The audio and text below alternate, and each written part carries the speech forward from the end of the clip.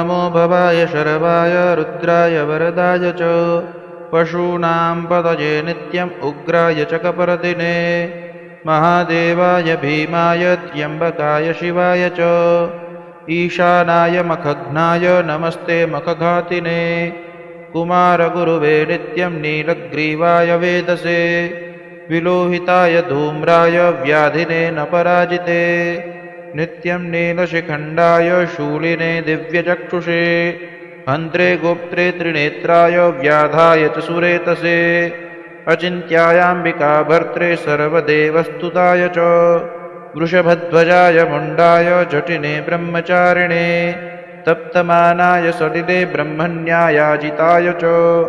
विश्वात्मने विश्वसृजे विश्वमावृत्य तिष्ठते नमो नमस्ते सत्याय भूतानां प्रभवे नमः पंचवक्त्राय